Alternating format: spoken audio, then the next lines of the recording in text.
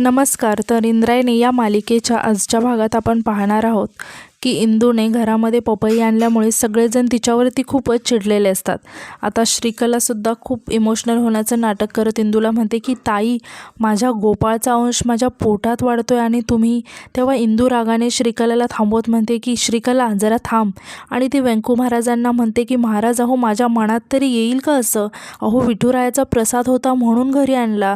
मी धनुदादाला वाटलंच तर विचारा, त्यानेच दिलाय. यावर आता व्यंकू महाराज इंदूला म्हणतात की प्रसाद म्हणून नेमकी पपईच तुला घरी आणावीशी वाटली का? अगं गरोदर स्त्रीसाठी विष समान असते पपई, आणि हे माहीत असतानाही तू असं वागलीस. आणि ते इंदूला रागात म्हणतात की आता तुला शेवटची समज देतोय, यापुढे हे असं काही वागलेलं मी खपवून घेणार नाहीये. तेव्हा व्यंकू महाराजांचं हे असं बोलणं ऐकून इंदूला खूपच वाईट वाटतं आणि ती व्यंकू महाराजांना म्हणते की महाराज, मी हे असं का वागेल? विश्वास ठेवा ना माझ्यावर. तेव्हा व्यंकू महाराज इंदूला म्हणतात की तुझ्यावर विश्वास ठेवावा असं वागतेस का तू हल्ली?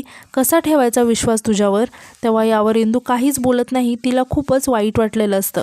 आता व्यंकू महाराज म्हणतात की असो, तुला देत असलेली ही शेवटची समज आहे. आता व्यंकू महाराज श्रीकलाला म्हणतात की श्रीकला, तू सुद्धा काळजी घे बाळा जरा. आणि ते तिथून निघून जातात. तेव्हा शकुंतलासुद्धा आता श्रीकलाच्या हाताला पकडते आणि म्हणते की आणि कुणाशी काही बोलायची गरज नाही आहे, असं म्हणून ती श्रीकलाला तिथून घेऊन जायला लागते. तेव्हा आता जात असताना श्रीकला इंदूकडे बघायला लागते आणि हसायला लागते. तेव्हा इंदू खूपच रागाने श्रीकलाकडे बघायला लागते. आता नारायणीसुद्धा तिथेच असते. तेव्हा इंदू नारायणीला म्हणायला लागते की नारायणी ताई अगं. यावर नारायणी इंदूला थांबवते आणि तिला म्हणते की तू असं करूच कसं शकतेस गं इंदू? तेव्हा हे ऐकून इंदूला खूपच वाईट वाटलेलं असतं, कारण सगळेच तिच्या विरोधात गेलेले असतात आणि कोणीही तिचं ऐकायला तयार नसतात. तर यानंतर आता आपण पाहतो की इंदू तिच्या खोलीत असते आणि तिथेच असणाऱ्या विठुरायाच्या मूर्तीकडे बघत ती विठुरायाला म्हणते की विठुराया, मी सगळं काही सहन करू शकते, पण व्यंकू महाराजांनी शकुंतला काकी माझ्यावर संशय घेत आहेत, हे मला सहन नाही होत आहे. ज्या व्यंकू महाराजांनी मला लहानपणापासून आधार दिला आहे, माझ्यावर विश्वास ठेवला आहे, आज तेच माझ्यापासून दूर जात आहेत. हे माझ्या सहनशीलतेच्या पलीकडे आहे विठुराया. यावरती श्रीकला अशी जादू करते त्यांच्यावर की ती माझ्या सगळ्या जवळच्या लोकांना कायमचं माझ्यापासून दूर करायला निघाली रे. असं म्हणून इंदू खूप इमोशनल झालेली असते आणि म्हणायला लागते की काय करू रे मी? तितक्यात आता तिथे अदू येतो आणि म्हणतो की काहीही करू नकोस. तेव्हा इंदू आता अदूकडे बघायला लागते, तर अदू खूपच रागाने तिच्याकडे बघत असतो. तेव्हा इंदू खूप टेन्शनमध्ये येते आणि अदूकडे बघायला लागते. तेव्हा अदू आता तिच्या जवळ येतो आणि तिला म्हणतो की काही करू नकोस, तू इथे बस. तेव्हा इंदू घाबरत अदूला म्हणायला लागते की अदू तू. तेव्हा अदू म्हणतो की हो मीच, बघ तुला मी आता दिसलो. आणि तिला म्हणतो की तुझा ना खरंच काय फोकस होता करिश्माच्या केसवर. यावर इंदू अदूला म्हणायला लागते की अरे अदू सॉरी, या सगळ्यामध्ये मी तुला. तेव्हा अदू आता इंदूला थांबवतो आणि म्हणतो की नाही, नो सॉरी, नो थँक्यू. आणि तिला तिचं कौतुक करत म्हणायला लागतो की ओपन अँड शट केस असणारी जिंकलीस तू, करिश्माची केस लढवलीस आणि कमालच केली आहेस तू. फक्त तुझ्यामुळेच ती निर्दोष सुटू शकले, माहिती आहे तुला. तेव्हा इंदू आता अदूला मिठी मारते. तेव्हा अदू तिला म्हणतो की तुला खरं सांगू का, तू मैत्रीण, वकील, सून म्हणून खरंच खूप भारी आहेस. तेव्हा इंदू अदूला विचारते की आणि बायको म्हणून? तेव्हा अदू म्हणतो की म्हणजे बायको म्हणून तशी ठीकच आहे. तेव्हा हे ऐकून इंदू अदूवरती खूप चिडते आणि म्हणते की ठीक आहे ना, जा ना मग तिकडे. असं म्हणून ती रागाने स्वतःच तिथून निघून जायला लागते. तेव्हा अदू इंदूचा हात पकडतो आणि तिला थांबवतो आणि म्हणतो की अगं इंदू, मस्करी करतोय आणि तू काय ठीकच असू शकते का? अगं तू तर जगात भारी बायको आहेस आणि त्यासोबतच वकीलसुद्धा चांगली आहेस हा. आता तितक्यात अदूला इम्रानचा फोन येतो. आता अदू सांगतो की इथे रेंज येत नाही आहे ना, त्यामुळे बाहेर जाऊन बोलावं लागेल. असं म्हणून तो तिथून जायला लागतो आणि जाता जाता परत तो थांबतो आणि इंदूला म्हणतो की इंदू, एक रिक्वेस्ट आहे. तेव्हा इंदू आता अदूकडे बघायला लागते. तेव्हा अदू तिला म्हणतो की श्रीकला एकटी पडली आहे गं, तिच्या सोबतीला सध्या कुणीच नाही आहे. तू तिच्यावर शंका घेणं पण बंद कर ना, तिच्यासोबत राहा ना गं प्लीज. माझ्यासाठी नाही, श्रीकलासाठी नाही, पण निदान गोपाळदादासाठी तरी प्लीज. असं म्हणून अदू आता तिथून निघून जातो. तेव्हा हे ऐकून इंदू खूप टेन्शनमध्ये येते आणि स्वतःशीच म्हणते की अदू, तुला कळत नाही आहे रे, ही श्रीकला किती पाताळ यंत्री आहे ते. या घराच्या मुळावर उठली आहे ती आणि या घरातल्या सगळ्यांसमोर हिची पोलकोल केल्याशिवाय मी काही राहणार नाही. तर आता यानंतर रात्री आपण पाहतो की इंदू झोपायला जायच्या आधी किचनमध्ये येऊन पाणी घेत असते, तर श्रीकला तिला लपून दरवाजा आडून बघत असते. आता इंदू पाणी घेऊन तिच्या खोलीमध्ये निघून जाते. आता इंदू इकडे तिच्या खोलीत निघून जाताच श्रीकला हळूच इकडे तिकडे कोणी बघत तर नाही आहे ना हे बघून घाईघाईतच बाहेर जायला निघते. तर तितक्यात आता इकडे इंदूला आठवतं की तिने मटकी भिजत घालायची विसरले आणि ती स्वतःशीच म्हणते की अरे बापरे, मटकी तर भिजत घालायची विसरलीच, असं म्हणून ती खोलीतून बाहेर जायला लागते. तर इकडे श्रीकला दरवाजा उघडून बाहेर जात असते आणि बाहेर जात असतानाच ती जेव्हा दरवाजा उघडत असते तेव्हा दरवाजाचा आवाज होतो. तेव्हा श्रीकला स्वतःशीच म्हणते की अरे यार, या दरवाजाचा आवाज होतोय उघडताना, आणि म्हणते की हळू श्रीकला, नाहीतर ती थेरडी आनंदी मांजरीसारखी फिसकरून अंगावर येईल. असं म्हणून श्रीकला आता हळूहळू दरवाजा उघडायला लागते. तेव्हाच आता पाठीमागून इंदू जोरात श्रीकलाला आवाज देत म्हणते की कुठे चाललीस ग, इतक्या रात्री कुठे चाललीस. तेव्हा आता इंदूचा आवाज ऐकताच श्रीकला खूप घाबरते आणि पाठी वळून इंदूकडे बघायला लागते. आणि आता ती इमोशनल होण्याचं नाटक करत म्हणायला लागते की खोलीत एकटीला बसून खूप त्रास होत होता ना, घुसमटल्यासारखं होत होतं, गोपाळची सारखी आठवण येत होती, म्हणून मी बाहेर फेऱ्या मारायला जात होते. आणि ती इंदूला विचारते की जाऊ का. तेव्हा इंदू तावातावातच श्रीकलाजवळ येते आणि म्हणते की अगं किती नाटकं करशील ग. तितक्यात आता तिथे व्यंकू महाराज येतात. तेव्हा व्यंकू महाराजांना बघताच इंदू शांत होते. तर या दोघींनाही असं बघून व्यंकू महाराज दोघींनाही विचारायला लागतात की काय ग, तुम्ही दोघीही अजून जाग्याच आहात का, झोपला नाहीत. यावर इंदू सांगते की महाराज मी झोपायलाच जात होते, पण मी ही बाहेर जाताना दिसली म्हणून.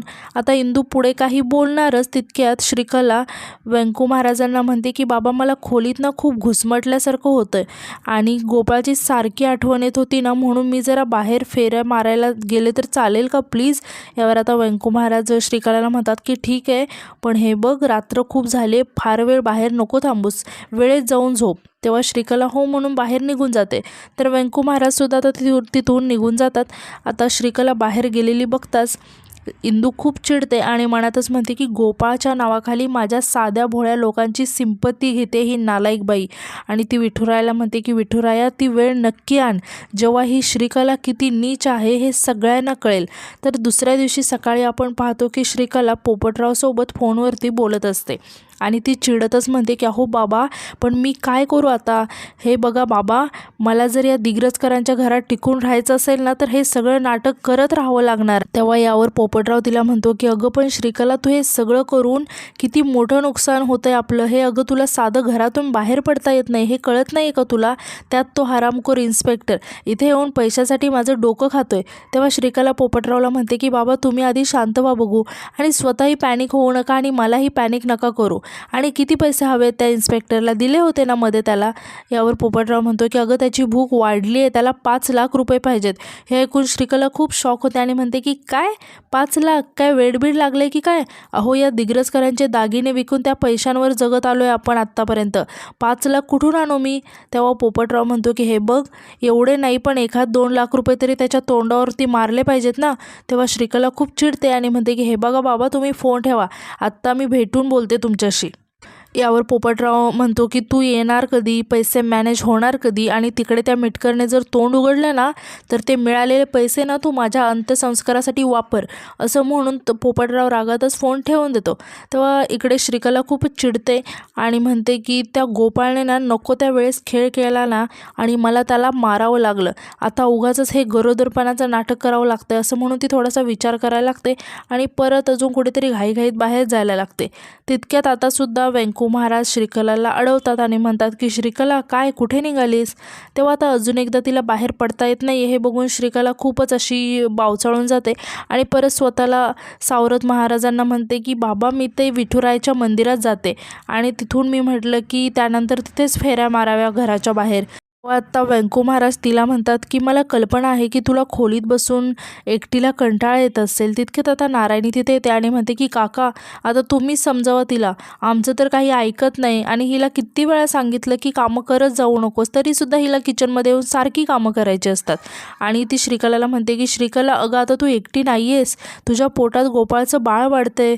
तेव्हा हे बघून श्रीकला स्वतःशीच म्हणते की हे दिग्रजकर पण ना माझ्या डोक्याला नुसता शॉट आहेत. असं म्हणून ती खूप खूप रागाने व्यंकू महाराज आणि नारायणीकडे बघत असते।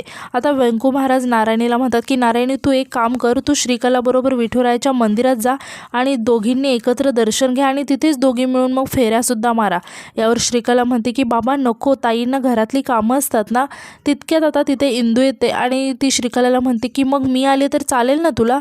तेव्हा श्रीकला खूप टेन्शनमध्ये येऊन इंदूकडे बघायला लागते। तेव्हा इंदू श्रीकलाला म्हणते की मी येते ना तुझ्यासोबत, तुला जिथे जायचं आहे तिथे। यावर श्रीकला आता खोटं खोटं हसत इंदूला म्हणते की ताई तुम्हाला शाळेतली कामं असतात ना, याशिवाय घरातली सुद्धा कामं असतात, उगाच तुम्हाला त्रास कशाला, मी जाते ना माझी मारते फेऱ्या येते घराच्या बाहेरच। यावर व्यंकू महाराज म्हणतात की बरोबर आहे तिचं आणि ते परत नारायणीला म्हणतात की नारायणी तूच जा श्रीकलाबरोबर। आता नारायणी म्हणते की हां ठीक आहे, एवढी भाजी ठेवते आणि लगेचच जाते, असं म्हणून ती भाजी ठेवायला आतमध्ये जाते। तेव्हा आता व्यंकू महाराज श्रीकलाला म्हणतात की श्रीकला बाळा मला कल्पना आहे की तुला घरात बसून कंटाळा येतो, अगदी बंधनात अडकल्यासारखं वाटत असेल तुला, पण आम्ही सगळेजण तुझी आणि तुझ्या बाळाची काळजी घेण्यासाठीच हे करतोय, बाकी काही नाही। यावर श्रीकला म्हणते की बाबा गोपाळ गेल्यानंतर तुम्ही सगळे आहात ना मला आधार द्यायला।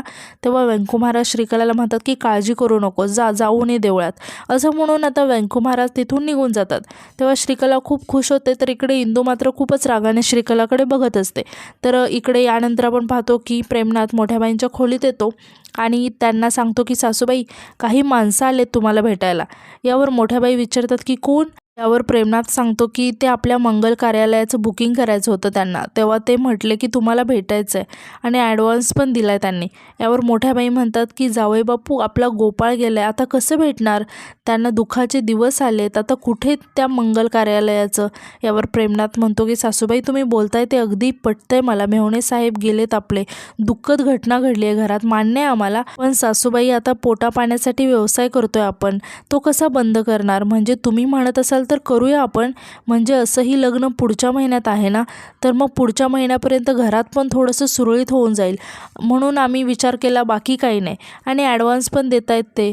यावर आता मोठ्याबाई प्रेमनाथला म्हणतात की हो तसं तुम्ही बोलताय ते पण खरंच आहे म्हणा, आणि म्हणतात की एक काम करा, पैसे ठेवा इथे आणि तुम्हीच त्यांच्याशी बोलून घ्या, तुम्हाला तर आता सगळंच माहिती आहे ना। तेव्हा प्रेमनाथ म्हणतो की हां ठीक आहे आम्ही बोलतो त्यांच्याशी, आणि तो पैशांचं ते एन्व्हलप मोठ्याबाईंकडे देऊन तिथून निघून जातो। आता हे सगळं श्रीकलाने चोरून ऐकलेलं असतं। आता प्रेमनाथ तिथून निघून जाता श्रीकला लपून मोठ्याबाई नक्की ते पैसे कुठे ठेवतायत हे बघायला लागते। तर मोठ्याबाई इकडे ते एन्व्हलप ड्रॉवरमध्ये ठेवून देतात। आता हे सगळं श्रीकलाने लपून बघितलेलं असतं आणि ती मनोमन खूपच खुश होते, कारण तिचा पैशांचा प्रॉब्लेम आता सुटलेला असतो। तर यानंतर आपण पाहतो की श्रीकला आता किचनमध्ये बसलेली असते, तेव्हाच तिथे नारायणी बाहेरून बडबड करत येते। तेव्हा श्रीकला तिला विचारते की काय झालं ताई। तेव्हा नारायणी सांगते की अगं चहा तर सोड, पण स्वतः पाणीसुद्धा घेता येत नाही यांना हाताने, त्यासाठी सुद्धा त्यांना बायकोच पाहिजे। तेव्हा यावर श्रीकला हसायला लागते आणि म्हणते की ताई ते कोण आहेत, विंजे सरकार, ज्यांना सगळ्यातलं सगळं माहिती असतं, मग त्यांच्यासाठी तर इतकं केलंच पाहिजे ना। तेव्हा नारायणी म्हणते की अगं तेच करतीये। आता श्रीकलाच्या डोक्यात अचानक काहीतरी खुरापती येते आणि ती नारायणीकडे बघायला लागते, आणि नारायणी आता प्रेमनासाठी पाणी घेत असते। तेव्हा श्रीकला तिला थांबवते आणि म्हणते की ताई थांबा, त्यातलं पाणी नका घेऊ। यावर नारायणी विचारते की का। तेव्हा श्रीकला सांगते की आज सकाळी पिंप स्वच्छ नाही केला ना, म्हणून, काल रात्रीचं पाणी आहे त्यात म्हणून, आणि म्हणते की मी तुम्हाला जगमधलं देते हां पाणी, असं म्हणून ती तिच्याजवळ असणाऱ्या जगमधील पाणी ग्लासमध्ये काढते आणि त्यामध्ये हळूच नारायणीचं लक्ष नाही आहे हे बघून अर्क मिक्स करते। तर यानंतर नारायणी श्रीकलाच्या हातातून तो ग्लास घेते आणि प्रेमनाथला पाणी देण्यासाठी तिथून निघून जाते। तर इकडे श्रीकला मात्र खुश होऊन हसत असते, आणि आजचा एपिसोड इथेच संपतो। तर उद्याच्या एपिसोडमध्ये आपण असं पाहणार आहोत की मोठ्याबाई इंदूला म्हणत असतात की एवढंच ना, तर मी देते तुला 1,00,000 रुपये। तेव्हा हे ऐकून इंदू आश्चर्याने म्हणते की तुम्ही मला पैसे देणार शाळेसाठी, ते पण 1,00,000 रुपये। आता यानंतर मोठ्याबाई इंदूला पैसे देण्यासाठी त्यांचा ड्रॉवर उघडतात, मात्र त्यामध्ये एकही रुपया नसतो, त्यातील सगळे पैसे गायब असतात। हे बघून मोठ्याबाई खूप टेन्शनमध्ये येतात आणि सगळीकडे त्यांचे पैसे शोधायला लागतात, मात्र त्यांचे पैसे त्यांना कुठेच सापडत नाही। तेव्हा मोठ्याबाई ओरडून सगळीकडे आता सांगायला लागतात आणि म्हणायला लागतात की पैसे गेले घरातून, चोरी झाली। तेव्हा तर सगळेजण मोठ्याबाईंचा आवाज ऐकून तिथे जमा होतात। तेव्हा मोठ्याबाई सांगतात की 1,00,000 रुपये चोरी झालेत। तेव्हा अधू मोठ्याबाईंना विचारतो की कोणाला माहिती होतं की तुझ्याकडे एवढी रक्कम आहे ते। तेव्हा मोठ्याबाई सांगतात की जावई बापू।